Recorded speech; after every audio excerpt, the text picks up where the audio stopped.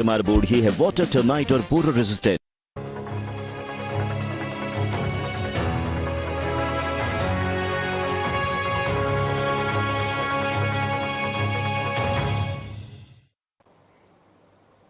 नमस्कार, मध्य प्रदेश छत्तीसगढ़ में आपका स्वागत है। मैं हूं आपके साथ भावना त्रिपाठी।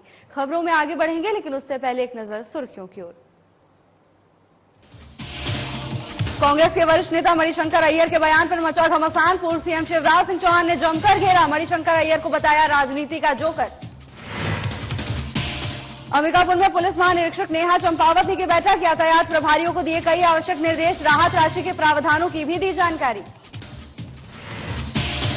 रायपुर में एसएसपी संतोष सिंह ने की लंबित अपराधों को लेकर बैठक, अधिकारियों को दिए आवश्यक दिशा निर्देश, कहा आदतन अपराधियों की जमानत करें निरस्त। रायपुर में 12 पुलिस अधिकारी कर्मचारी बने कॉप ऑफ द मंथ, उत्कृष्ट कार्य करने के लिए किए गए सम्मानित, एसएसपी संतोष सिंह की ओर से किया गया सम्मानित। कोरबा में धूमधाम से मनाई गई परशुराम जयंती, सर्व ब्राह्मण समाज के सम्मेलन में पहुंचे उद्योग मंत्री लखनलाल देवागन, ब्राह्मण समाज की भूमिका पर की चर्चा। लोकसभा चुनाव 2024 के बीच कांग्रेस के वरिष्ठ नेता मणिशंकर अय्यर के बाद पार्टी की मुश्किलें और बढ़ गई हैं। वहीं अब अय्यर के बयान पर मध्य प्रदेश के पूर्व मुख्यमंत्री और बीजेपी के वरिष्ठ नेता शिवराज सिंह चौहान की प्रतिक्रिया सामने आई है। पूर्व सीएम ने कहा कि इंडी गठबंधन के नेता बौद्धिक दिवालियापन के शिकार हैं। वहीं पूर्व सीएम ने कहा कि मणिशंकर अय्यर और सैम पित्रोदा राजनीति के जोकर हैं। चाहे मणिशंकर अय्यर हो, सैम पित्रोदा हो, संजय राउत हो, इनको कौन गंभीरता से लेता है।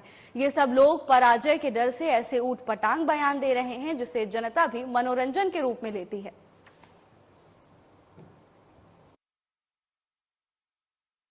इंडी गठबंधन के नेता बौद्धिक दिवालियेपन के शिकार है। बुद्धि और विवेक उन्होंने खो दिया है। मणिशंकर जी, ये यूपीए की ढीली ढाली सरकार नहीं है। आज भारत के प्रधानमंत्री 56 इंच के सीने वाले हैं और भारत ने साफ कहा है, हम सबके कल्याण में विश्वास रखते हैं, विश्व का कल्याण हो। हम अपनी तरफ से किसी को छेड़ेंगे नहीं, लेकिन कोई छेड़ेगा तो छोड़ेंगे नहीं। भारत डरने वाला नहीं है। ये जो डरपोक लोग हैं वो सब इंडी गठबंधन में है, बन गए राजनीति के जोकर बन गए। मणिशंकर अय्यर हो, सैम पित्रोदा हो, संजय राउत हो, इनको कौन गंभीरता से लेता है। ये सब लोग पराजय के भय से ऐसे ऊटपटांग बयान दे रहे हैं कि जिनको जनता केवल मनोरंजन के रूप में लेती। खरगोन पहुंचे बीजेपी प्रवक्ता और महिला मोर्चा मीडिया प्रभारी नेहा बग्गा ने बीजेपी जिला कार्यालय पर पत्रकारों के साथ चाय पर चर्चा की। नेहा बग्गा ने राहुल गांधी, प्रियंका गांधी, कांग्रेस प्रदेश अध्यक्ष जीतू पटवारी, कांतिलाल भूरिया और कांग्रेस पार्टी पर जमकर निशाना साधा। वहीं बीजेपी प्रदेश प्रवक्ता नेहा बग्गा से साधना प्लस ब्यूरो आमिर शेख ने खास बातचीत की। क्या कुछ कहा उन्होंने, आप भी सुनिए। प्रदेश प्रवक्ता एवं महिला मोर्चा की मीडिया प्रभारी नेहा बग्गा जी खरगोन पहुंची है। हम इनसे सीधे बात करेंगे। मैडम, आपका साधना न्यूज में स्वागत है। आप खरगोन पहुंची हैं। मेरा आपसे सीधा सवाल है कि कांग्रेस बोलती है कि अगर बीजेपी की सरकार बनी तो संविधान को बदला जाएगा, ठीक है। मंत्री तुलसी सिलावट जी ने साधना न्यूज को इंटरव्यू में ये कहा था कि मोदी जी की गारंटी पर हम गारंटी देते संविधान नहीं बदला जाएगा। क्या कहना चाहेंगे आप? ये कांग्रेस जो संविधान बदलने की बात कर रही है, उनके रहते हुए सबसे बड़ा लोकतंत्र को आघात पहुंचा जब आपातकालीन लगा। विपक्ष की आवाज दबा दी गई, पत्रकार बंधुओं को जेल में बंद कर दिया गया, कलाकारों को अपने फ्रीडम एक्सप्रेशन से रोका गया और जिस तरीके से दबाने, कुचलने, हत्या करने का काम किया लोकतंत्र की, ये कांग्रेस ने किया है। ये देन उसकी है। आज भी भारतीय जनता पार्टी पिछले 10 वर्षों से सरकार में है। संविधान को कहीं भी इधर उधर बदलने का प्रयास मोदी जी ने नहीं किया है। संविधान में कहीं पर संशोधन किया तो कहां पर 370 हटाने के लिए। संविधान में कहीं पर संशोधन हुआ तो मुस्लिम बहनों को उनका अधिकार ट्रिपल तलाक हटाकर, उस कुरीति से हटाकर मुख्य धारा में लाने के लिए। संविधान में अगर एक कदम आगे बढ़ाने का काम किया है तो यूसीसी लाके प्रत्येक भारत के नागरिक को एक ही कानून के अंदर संजोने के लिए, पिरोने के लिए। तो ये भाजपा और कांग्रेस का अंतर है। आप क्या कहना चाहेंगे, संविधान नहीं बदला जाएगा? संविधान बदलने का प्रश्न कहां पर है? कांग्रेस बोल रही ये है। आता कहां से? ये कांग्रेस वही तो है जो मैंने आपसे कहा। मोहन यादव जी बोल रहे हैं राहुल गांधी झूठे हैं। नहीं, संविधान कुचला है कांग्रेस ने, और एक बार नहीं अनेकों बार कुचला है। मैंने आपको कहा कि आपातकाल से बड़ा क्या है संविधान कुचलने का, बदलने का प्रयास। क्यों? क्योंकि उनकी नेता इंदिरा गांधी का अस्तित्व बचा रहे, जिसको जनता रिजेक्ट कर रही थी। भारतीय जनता पार्टी ने संविधान दिवस मनाने का जो है पहल की है, जिसको खड़गे जी जो आज वर्तमान में कांग्रेस के राष्ट्रीय अध्यक्ष है, विरोध किया। कांग्रेस पार्टी ने विरोध किया। तो एक और भारत विरोधी लोग चल रहे हैं और एक और भारत के संविधान लोकतंत्र को मजबूत करने वाली मोदी जी की सरकार है। कल एक टीवी चैनल पर पब्लिक डिबेट के दौरान पथराव किया गया, मोदी के नारे को लेकर उस दौरान पथराव किया। आप क्या मानती, क्या कहना चाहेंगे? नहीं, कई उस प्रकार के वीडियोस हैं कि चैनल की डिबेट के दौरान जो हुआ है। मुझे लगता है कि चुनाव आयोग सक्रिय है, अपनी भूमिका निभा रहा है, प्रशासन यहाँ पर है, और सामने आएगा कि जिसने भी इस प्रकार के कृत्य किए हैं उस पर एफआईआर होंगी, उन पे घटनाएं जो ये सामने आई हैं केस दर्ज होंगे। आप नारी शक्ति है, महिलाओं के लिए कई योजना, बेटियों की कई योजनाएं सरकार ने दी गई है, तो क्या मानती है आप, ये कांग्रेस जो बोल रही है कि संविधान बदला जाएगा, इधर सिलावट जी मोदी जी की गारंटी पर कहते हैं कि हम गारंटी देते आएगा, इधर सिलावट जी मोदी जी की गारंटी पर कहते हैं कि हम गारंटी देते संविधान नहीं बदलाएगा। पब्लिक किस पर विश्वास करे? आप नारी शक्ति हैं, क्या कहना चाहेंगे? देखिए, कांग्रेस में वर्तमान में पीसीसी अध्यक्ष जीतू पटवारी हैं, जो महिला में चाशनी ढूंढ रहे हैं। उनके एक बहुत वरिष्ठ नेता हैं कांतिलाल भूरिया, जो अपने मुस्लिम लीग के एजेंडे को आगे बढ़ा रहे हैं। और कांग्रेस की तो प्रथा यही रही है। कमलनाथ पूर्व मुख्यमंत्री महिला को आइटम कहते हैं, पूर्व मुख्यमंत्री दिग्विजय सिंह अपनी ही पार्टी की महिला को टंचमाल कहते हैं। कांग्रेस महिलाओं को तंदूर में भूंज देती है, और गहलोत जी से लगा के कर्नाटक के मंत्री जो रेप का समर्थन करते हैं, ये कांग्रेस की मूल विचारधारा है। मैं तो ढूंढने निकली हूं पूरे प्रदेश के दौरे पर, मैं ढूंढ रही हूं प्रत्येक लोकसभा में कि प्रियंका गांधी कहाँ छुपी हुई है। ये लड़की हूं, लड़ सकती हूं, कहीं दिख नहीं रही। और कांग्रेस पार्टी की जो महिला कार्यकर्ता है वो भी ढूंढ रही है प्रियंका गांधी को, क्योंकि वो अपने आप को असुरक्षित महसूस करती है जब उनका अध्यक्ष महिला में ही चाशनी ढूंढता है। कुल मिलाकर आप देख सकते हैं, नेहा बग्गा जी प्रदेश प्रवक्ता महिला मोर्चा की प्रभारी खरगोन पहुंची है। आपसे चाय पर चर्चा के दौरान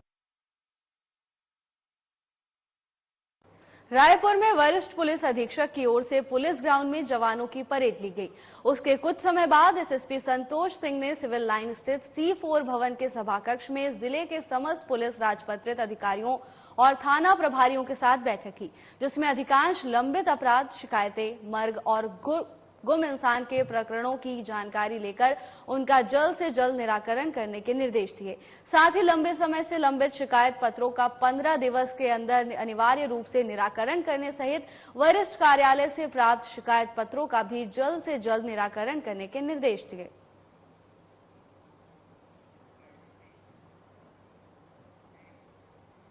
रायपुर में वरिष्ठ पुलिस अधीक्षक संतोष सिंह की ओर से पुलिसिंग के क्षेत्र में अच्छा कार्य कर रहे अधिकारियों कर्मचारियों को प्रोत्साहित करने के लिए हर महीने कॉप ऑफ द मंथ पुरस्कार देने की शुरुआत की गई है, जिसके तहत अप्रैल 2024 के आरंग के श्याम थाना प्रभारी निरीक्षक सत्येंद्र सिंह की ओर से नशीली टैबलेट, अवैध शराब और आचार संहिता के दौरान 50 लाख रुपए नकदी रकम की धरपकड़ में प्रभावी कार्रवाई करने समेत कई मामलों में कार्रवाई किए जाने पर 12 पुलिस अधिकारियों और कर्मचारियों को प्रशस्ति पत्र देकर सम्मानित किया गया है। इस अवसर पर रायपुर पुलिस के समस्त पुलिस राजपत्रित अधिकारी और थाना प्रभारी उपस्थित रहे।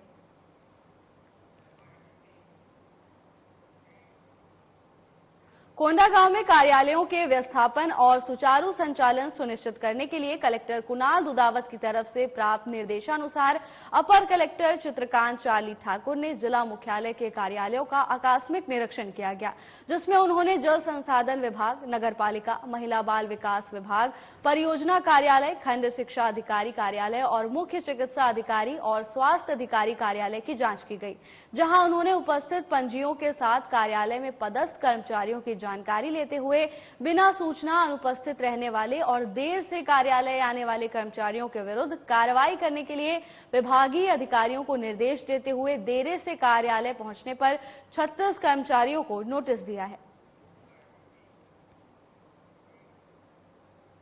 छत्तीसगढ़ माध्यमिक शिक्षा मंडल की तरफ से 10वीं और 12वीं कक्षा के जारी परिणामों में जिले के उत्कृष्ट प्रदर्शन करने वाले छात्र छात्राओं को कलेक्टर कुणाल दुदावत की तरफ से सम्मान दिया गया। उल्लेखनीय है कि कोंडागांव में 10वीं कक्षा में 81.08% विद्यार्थी उत्तीर्ण हुए हैं, जिनमें से 77.99% बालक और 43.69% बालिकाएं उत्तीर्ण हुई हैं। वहीं कक्षा 12वीं में जिले के 80.75% विद्यार्थी उत्तीर्ण हुए हैं, जिनमें 69.18% बालक और 81.96% बालिकाएं उत्तीर्ण हुई हैं। इस अवसर पर कलेक्टर ने बच्चों से मुलाकात कर उनका प्रोत्साहन किया।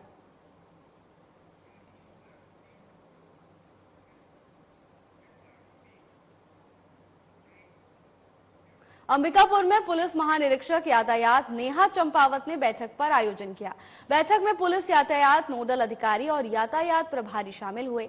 बता दें कि बैठक में हिट एंड रन के मामलों में माननीय उच्चतम न्यायालय के दिशा निर्देशों का पालन कराने के साथ साथ राहत राशि के प्रावधानों की जानकारी दी गई।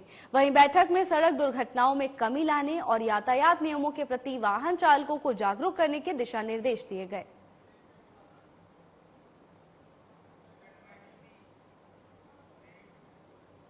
खबर सिंगरौली से है, जहां एनटीपीसी विंध्याचल से निकलने वाले ऐश के परिवहन के चलते आए दिन जाम लगा रहता है। बैढ़न शादी नगर मुख्य मार्ग बाधित रहता है, जिससे आम जनमानस का निकलना दुश्वार हो जाता है। इसके बारे में वार्ड क्रमांक 36 के लोगों ने बताया कि ऐश परिवहन करने वाली गाड़ी मनमानी तरीके से गाड़ियों को सड़क पर पार्किंग कर देते हैं, जिससे मार्ग बाधित हो जाता है। इतना ही नहीं, घंटों तक सेमरा बाबा रोड पर लगे जाम की पुलिस विभाग भी सुध नहीं लेता है। ओवरलोड गाड़ियां जो चल रही हैं, कल सेमराबाग पास में करीबन 2 घंटा तक जाम लगा था। लोगों को आने जाने में बड़ा समस्या हो रही है, दिक्कत होता है। उसमें से कई ग्रामवासी लोग आते जाते हैं, गुजरते हैं। चंदावल, गईगढ़, जयनगर, जुवाड़ी एवं लोगों को एनटीपीसी जो है कि गाड़ियों पर ओवरलोड चलवा रही है, इस पर जो है कि ध्यान। झाबुआ नगर में 2 यात्राएं निकाली गईं, जिसमें एक धार्मिक और दूसरी राजनीतिक थी। बता दें कि प्रथम यात्रा भगवान परशुराम जयंती के अवसर पर सकल ब्राह्मण समाज की तरफ से शहर के विभिन्न मार्गों से निकाली गई, जिसमें ब्राह्मण समाज के पुरुषों, महिलाओं और युवाओं ने बड़ी संख्या में भाग लेकर धर्म लाभ प्राप्त किया। इसके साथ ही बीजेपी की तरफ से नगर में जनसंपर्क भी किया गया। जनसंपर्क में लोकसभा प्रत्याशी अनीता नगर सिंह चौहान ने शहर के विभिन्न वार्डों में पहुंचकर बीजेपी के पक्ष में मतदान की अपील की। सबसे आश्चर्यजनक बात ये रही कि लोकसभा जैसे कठिन चुनाव में भी जनसंपर्क झाबुआ शहर में 18 वार्डों में करने की बजाय सिर्फ 4 वार्डों में ही सिमट कर रह गया।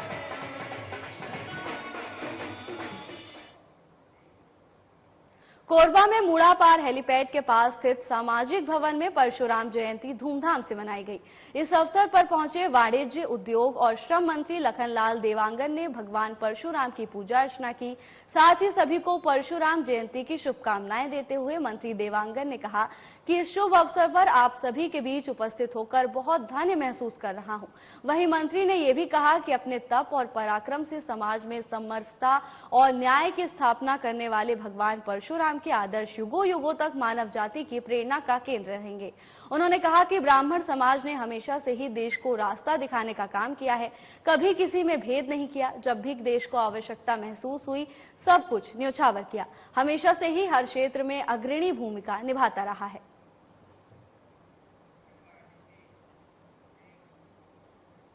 सिंगरौली में जयंत परियोजना अंतर्गत कल्याण मंडप के पास भगवान परशुराम के जन्मोत्सव के शुभ अवसर पर भव्य मंदिर का भूमि पूजन किया गया। इसके बाद आयोजित सम्मेलन में अखिल भारतीय ब्राह्मण एकता परिषद के तत्वाधान में सभा संपन्न हुई, जिसके मुख्य अतिथि बाल व्यास श्रीमद् भागवत ज्ञान कथा के मर्मज्ञ वृंदावन धाम के पधारे मानस तिवारी जी रहे। वहीं कार्यक्रम की अध्यक्षता रिटायर्ड सहायक संचालक कृषि ज्योति स्वरूप दुबे ने की।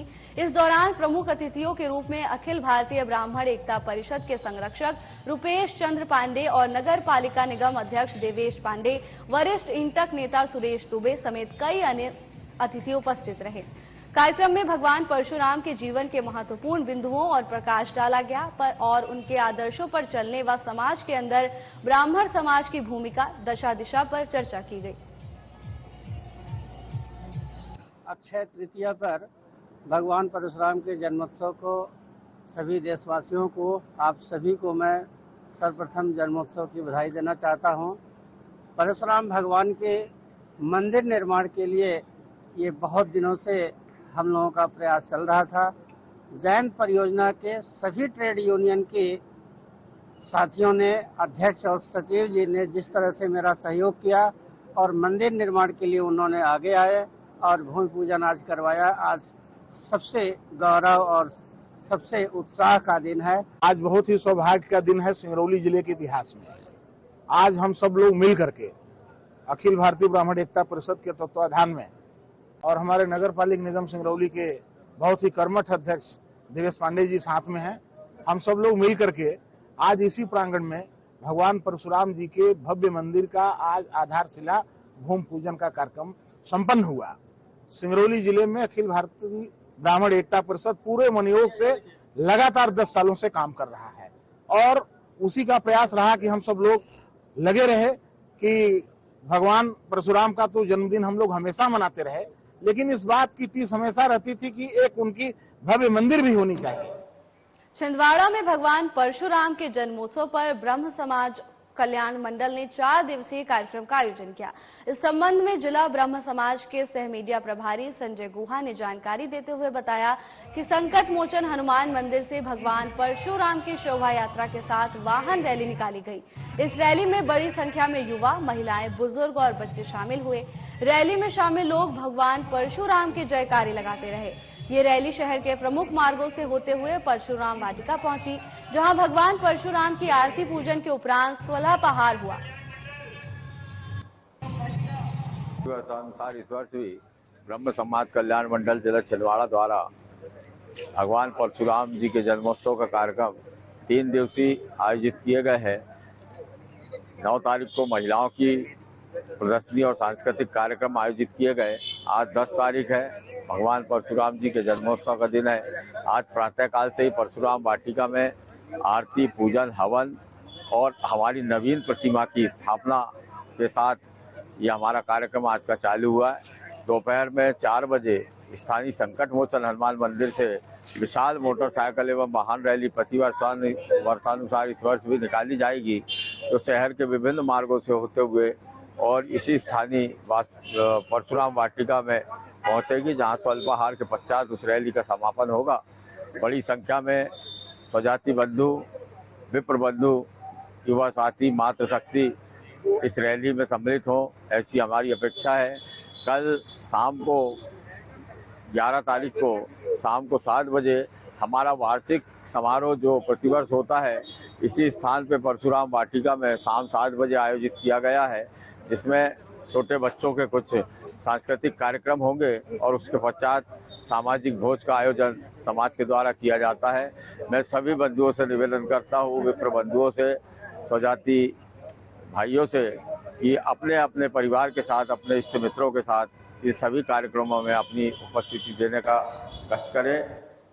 ओमकारेश्वर में पंचायती महानिर्वाणी अखाड़ा के तत्वाधान में संतों और प्रबुद्ध नागरिकों, ग्रामीणों की उपस्थिति में मां बंगला देवी मंदिर की स्थापना के लिए भूमि पूजन कार्य संपन्न हुआ, जिसके अंतर्गत संतों ने तीर्थ नगरी ओमकारेश्वर ग्राम पंचायत स्थापना में बंगलामुखी देवी का भव्य मंदिर भूमि पूजन कार्यक्रम के तहत संबोधित करते हुए कहा कि मां नर्मदा के दक्षिणी तट पर मां बंगलामुखी पीठ की स्थापना के लिए भव्य मंदिर और शक्ति पीठ का निर्माण स्वागत योग्य कदम है। सभी ने इसकी सराहना की। इसी के साथ संतों और उपस्थित पत्रकारों का भी संस्था अध्यक्ष भीमपुरी ने सम्मान किया। ये संपूर्ण भारतवर्ष में अभी तक के 5 मंदिर हैं, जो पहले से ही मध्य प्रदेश की धरती पे 2 मंदिर है, एक नलखेड़ा में है और दूसरा दतिया में है, तीसरा जो है हिमाचल प्रदेश के बनखंडी के नाम से जाना जाता है, चौथा जो मंदिर है वो आपके झारखंड में है। तो झारखंड की जो है वो वहाँ भी सिद्धपीठ है। वैसे कहते हैं कि नलखेड़ा जो है वो महाभारत कालीन है, जो पांडवों ने पूजन किया था, जो वहाँ पर नलखेड़ा में आकर के किया था। कुछ किंवदंती कथाएं ऐसी है कि ये आपके मां नर्मदा का जो दक्षिण तट है, वैसी भी दक्षिण भूमि जो होती है किसी भी तीर्थ में, चाहे गंगा जी का तीर्थ हो चाहे वो नर्मदा जी का हो, दक्षिण मार्ग जो होता है वो एक तंत्र साधना के लिए है। जो भगवान जैसे कि महाकालेश्वर है वो दक्षिण मुखी है, तो दक्षिण की तरफ से पूजा की जाए तो वो विशेष महत्वपूर्ण होती है। इसी प्रकार बगलामुखी का जो ये पीठ बनने जा रहा है नर्मदा जी के दक्षिण तट पे है। यहाँ पर संपूर्ण भारत के लोग आएंगे, क्यों कि ये ज्योतिर्लिंग के पास है। यहाँ पर ओमकारेश्वर महाराज है, ज्योतिर्लिंग है। इसके माध्यम से कहते हैं माँ भगवती 10 महाविद्या, उसमें से 10 के 10 महाविद्याओं में से उनका जो भैरव है वो भगवान शिव है। शिव जो है वो शक्ति के पास ही रहता है और शक्ति भी शिव के पास है। तो ये ज्योतिर्लिंग होने के कारण इसकी विशेष मान्यता होगी। ओमकारेश्वर ज्योतिर्लिंग होने के कारण शमशाबाद थाना अंतर्गत ग्राम बबचिया में गौ हत्या का मामला संज्ञान में आया है, जिसमें ग्राम बबचिया तहसील नटेरन में जिला विदिशा अंतर्गत थाना प्रभारी जसवंत सिंह मीणा ने फरियादी अजहरुद्दीन खां की रिपोर्ट के आधार पर आरोपी युवक के खिलाफ कार्रवाई की बात की है। जानकारी के अनुसार बता दें कि फरियादी अजहरुद्दीन खां ने पुलिस को बताया कि उसकी गाय मुस्ताक खां के घर में घुस गई थी और पीसी व चना खा गई, जिसकी वजह से मुस्ताक खान ने गाय को कुल्हाड़ी से काट डाला। वहीं इसको लेकर बजरंग दल और हिंदू संगठन ने विरोध किया। फिलहाल पुलिस गौ हत्या का प्रकरण बनाकर आरोपी की तलाश कर रही है। जी वो तो पोस्टमार्टम की रिपोर्ट के द्वारा दिखी जाएगी कि क्या है क्या नहीं है। मेरे को ध्यान तक है कि सही है, उस पर शक है। मुझे शक है जी, मुझे शक है उसमें। आप पुलिस प्रशासन से संतुष्ट हो? बिल्कुल पुलिस प्रशासन से संतुष्ट है। अपनी गाय खत्म हो, उसमें इनकी तरफ से हमने FIR कर ली। ये सत्य है गौ हत्या हुई है? जो भी है, जो इनने रिपोर्ट लिखा है वैसी हमने रिपोर्ट लिख ली, इन्हें पढ़ के भी सुनवाई। जो इनने लिखा है वैसी लिखी है। अब सत्य है असत्य ये तो विवेचना का पार्ट है। उसी गांव के व्यक्ति ने दी जिसकी गाय थी। क्या नाम है उस व्यक्ति का? असरुद्दीन। तो गाय गौ हत्या की गई है? गौ हत्या की गई है, लठ मारे गए हैं उसके मुंह में और सिर में। उसमें कुल्हाड़ी से ही वार किया? कुल्हाड़ी से मुंह में वार किया है, दांतों पर। प्रशासन उस पर दबाव बना रही है, उसको बयान बदलने पर मजबूर कर रही है। और अपराधी जो है मुस्ताक आबिद है, मानवाया व्यक्ति है, पैसे वाला है, उस कारण वो प्रशासन पर दबाव बनाकर उस व्यक्ति के बयान बदलाना चाह रहा है। 1 घंटा हो गया, हमें पूरे विश्व हिंदू परिषद बजरंग दल के कार्यकर्ताओं को चौकी के बाहर बैठे हुए हमारे लिए अंदर जाने नहीं दे रहे हैं। और उस व्यक्ति को और सामने मुजरिम के व्यक्ति को, भाई को अंदर ले गए। 1 घंटे से उनकी बातचीत चल रही है। अब आगे चल के उस पर दबाव बनाकर उसके बयान भी बदल सकती हैं। और उसने हमारे लिए वीडियो बनाकर दी है। वीडियो में कहा है कि इसने मारी है, उसने देखा है। ये पहले उन्होंने हमें बयान दे चुका है और हमारे साथ ही यहाँ चौकी आया। छिंदवाड़ा के कोतवाली थाने के अंतर्गत एक महिला वार्डन ने हॉस्टल संचालक पर शादी के बहाने दुष्कर्म का आरोप लगाया है। कोतवाली थाना प्रभारी उमेश गोहलानी ने कहा कि शादी के बहाने एक स्कूल की महिला वार्डन ने हॉस्टल संचालक के खिलाफ दुष्कर्म का मामला दर्ज किया है। वहीं मीडिया से बातचीत के दौरान उमेश गोहलानी ने कहा कि आरोपी का नाम जैक्सन है, जिस पर आरोप है कि उसने शादी के बहाने महिला से दुष्कर्म किया। इस पूरे मामले पर FIR दर्ज कर ली गई है और धारा 376, 294 और 506 के तहत मामला दर्ज कर आरोपी को गिरफ्तार कर लिया है। कल मैं आई थी अपनी शिकायत दर्ज कराने जैक्सन कुमार के खिलाफ, और रात के 11 साढ़े 11 बजे हमारी शिकायत दर्ज हुई है और अभी एमएलसी के लिए आई हूँ मैं यहाँ पे। और मैं ये कहना चाहती हूँ कि वो उस पोस्ट पे बैठ के जो रहता है जहाँ पे हर बच्चे की माँ ही आती है अधिकांश, और वो औरत के साथ ऐसा खिलवाड़ करते हैं, तो इसके लिए मैंने आवाज़ उठाई हूँ ये वाली। और वो हमेशा मेरे को धमकाया करते थे कि मैं कुछ नहीं कर पाऊंगी, क्योंकि उनका बहुत नेतागिरी में बहुत नाम भी है और जाना आना है, सब नेता लोगों को जानते हैं। तो उनने मेरे को बहुत समय से धमकियां दे रहे थे और मैं बहुत कल कोतवाली थाना कोतवाली में डेनिल्सन स्कूल के जो हॉस्टल संचालक है जैक्सन कुमार के विरुद्ध 2004 की धाराओं में जो है अपराध पंजीबद्ध हुआ है। इसमें 43 वर्षीय पीड़ित महिला हमारे पास आई थी और उन्होंने बताया कि उनके पति हस्बैंड खत्म हो गए थे, 2 बच्चे थे उनके बड़े बेटे का एडमिशन के लिए 2010 में वो ईएलसी आई थी, जिसमें डेनिल्सन स्कूल में उसका एडमिशन हुआ था और हॉस्टल में उसको रखना था क्योंकि वो रहने वाली जुन्नार जोगी है। तो ऐसे जब स्कूल के हॉस्टल में इन्होंने रखा तो हॉस्टल संचालक हैं जो उनसे मुलाकात हुई थी और उन्होंने पूरी इनकी हिस्ट्री जान ली थी। फिलहाल के लिए बस इतना ही। जल्द हाजिर होंगे नई अपडेट्स के साथ। नमस्कार।